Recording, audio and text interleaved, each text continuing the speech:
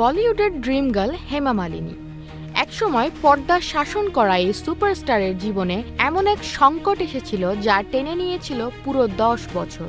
বিয়ে, পরিবার, আর্থিক বিপর্যয়, আর তার জন্য তাকে করতে হয়েছিল বি গ্রেড সিনেমাও।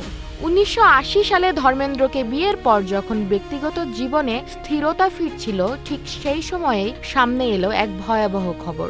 সরকারের কাছে 1 কোটি রুপির বকেয়া আয়কর।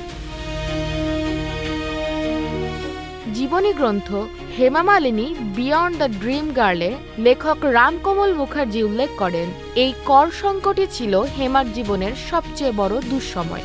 70-এর দশকে ধারাবাহিক হিটের পর হেমা তখন বলিউডের শীর্ষ তারকা। তার ক্যারিয়ারের অর্থনৈতিক দিক সামলাতেন বাবা মা, কিন্তু কর ব্যবস্থাপনায় গাফিলতিতে ফলাফল হয় হঠাৎই কোটি রুপির ধার দেনা।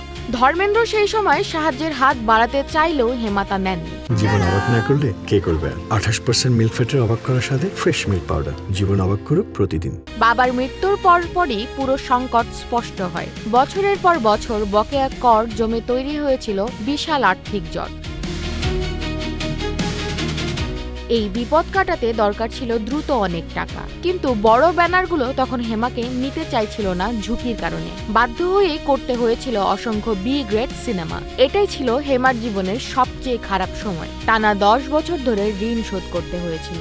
এই কঠিন সময়ে 2 মেয়ের মা হন তিনি। পরে ঈশা জানান, শিশুকালে মাকে খুব কমই ঘরে পেতেন। পুরনো ছবি দেখে জানতে পারেন সেটা ছিল আর্থিক বিপর্যয়ের সময়। 1970 সালে শরাফত সিনেমায় ধর্মেন্দ্র আর হেমা মালিনীর প্রথম দেখা। তারপরই বলিউডের সবচেয়ে আলোচিত প্রেম কাহিনী।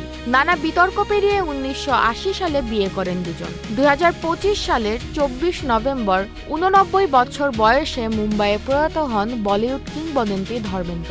গ্ল্যামার, সাফল্য আলোচনার বাইরেই হেমা মালিনীর জীবনে ছিল প্রচন্ড লড়াই। অর্থকষ্ট, বি গ্রেড সিনেমা, পরিবার সামলানো, সব বাধা পেরিয়েই আজ তিনি বলিউডের এক অনন্য নাম।